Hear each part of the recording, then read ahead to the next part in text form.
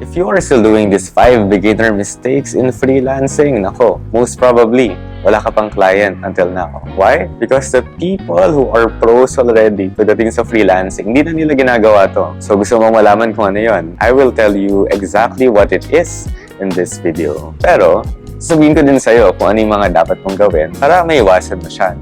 At maka-move forward ka na sa career mo as a full-time freelancer. Beginner mistake number 1. This is you not picking one skill to offer. Ha? Hala, one skill lang? E paano kung multi-talented ako? Madami akong pwedeng i-offer. Di ba the more the merrier? Well, in other things, yes. Pero pagdating sa mundo ng freelancing, especially kung nagsisimula ka pa lang, that is not always the case. Why? Think about it this way. Kung i-offer mo yung lahat ng skills mo to different clients, nagiging jack of all trades ka. Ibig sabihin, wala kang specialty. At dahil wala kang specialty, pwedeng so-so lang yung magiging tingin nila sa'yo. Imagine, kung meron kang isang basketball team, tapos mag-hire ka ng isang center, no? Sinong center yung i-hire mo? Yung center ba na kukunin mo for your team ay yung medyo matangkad, pero okay lang pumasa ng bola, sakto lang rebound?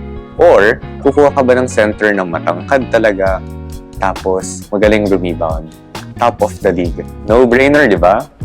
Bakit yun yung pipiliin mo? Bakit yung top of the league yung pipiliin mo? Kasi alam mo na yun yung specialty niya. Doon siya pinakamagaling. So, ganun din when it comes to freelancing.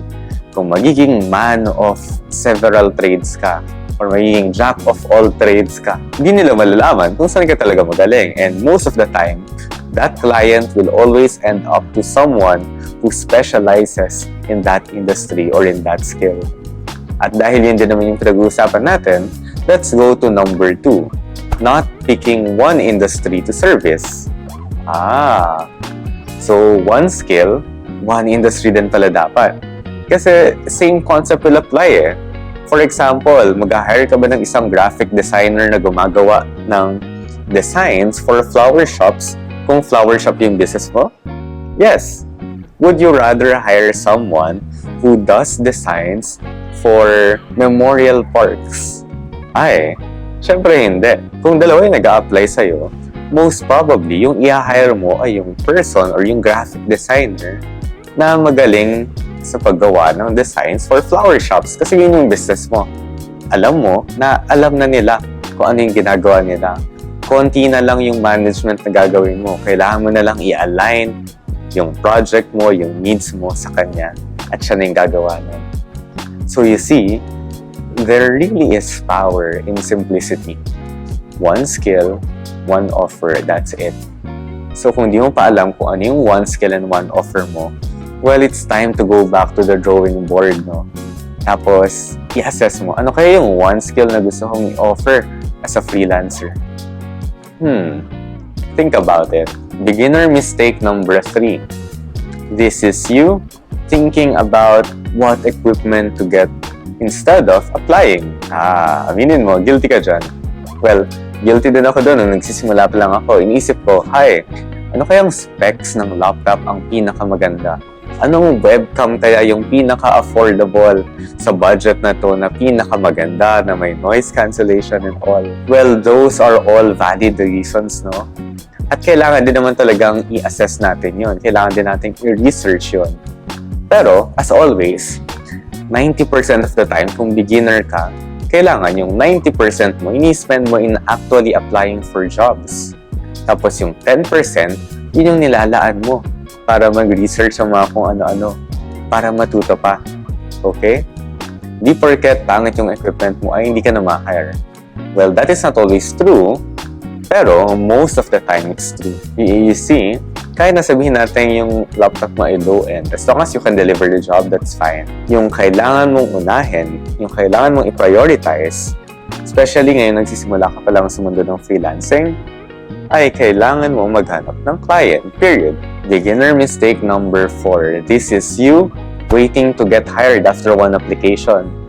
Yung tipong kakapasa mo lang, tapos hayahay ka na for the rest of the week kasi inisip mo, antayin ko na lang kung kailan ako bibigyan ng schedule for interview. Pero, paano ka nakakasigurado na yung job post na yun ay active pa? Paano kung nakalimutan ng tanggalin? E di nag-aantay ka sa wala. As a beginner freelancer, kung magsisimula ka pala, kailangan multiple job applications yung applyan mo. Kailangan mo kasing makasanayan eh. Kailangan mo makuha yung flow kung paano ka pa mapapa-oo yung client. Kasi hanggat hindi mo matututunan yun, hindi magiging stable yung job mo as a freelancer. Kaya yun yung hinahabol natin eh. Kailangan magkaroon ka ng job stability sa mundo ng freelancing. Kahit na medyo mababa yung job security nito. At syempre, kapag nawala yung client na yun, kailangan mo din maghanap ng panibagong client. So you have to master the art of getting clients. Yun yung priority mo. Beginner mistake number 5, not upskilling. Kasi you see, as you work for your client, makikita mo na meron din siyang ibang needs. And kung kaya mo namang gawin yon, kung tingin mong kaya mong gawin yon, tapos may time ka pa, tapos kaya mo naman siyang pag-aralan, why not learn it, no? Upskill. Tapos dahil nag-upskill ka, pwede mo na siyang i-offer sa client mo eh. Kasi imagine, no, mag-hire ba sila ng iba? Tapos iti-train pa nila? Or ikaw na yung i-hire nila? Most probably, ikaw na yung i-hire nila for that specific role. Pwedeng additional na yun sa job mo eh. Kasi kilala ka na nila. Trusted ka na nila na kaya mong gawin yung job na yon. So, by not upskilling, you are missing the chances of getting promoted.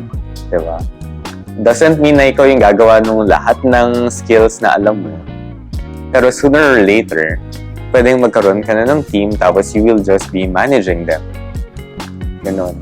So, imagine, ikaw yung manager na just by knowing the how-tos, the nitty-gritty details of the other task. Ngayon, kung gusto mo mag-upskill and if you want to learn 5 in-demand skills, no, na almost every business need, well, you can enroll to my Power Freelancer program. 249 lang. Tapos matututunan mo na kung paano, well, 1, copywriting. 2, WordPress. 3, graphic design. Tapos, social media management. And Facebook ads management. You can check it on the link below. You see, these are just some of the beginner mistakes na ginagawa ng baguhang freelancer.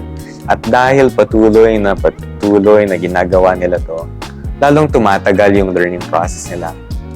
And since you are watching this video, na-skip mo na yung learning process na yun, yung learning phase na yun, because you learned from my mistakes and the mistakes of several other freelancers out there. So kung ginagawa mo pa rin yun, well, it's time to change. Assess yourself, okay, ano ba yung pwede kong gawin ngayon para hindi ko na magawa yung mga mistakes na yon so that I can move on to my freelancing journey.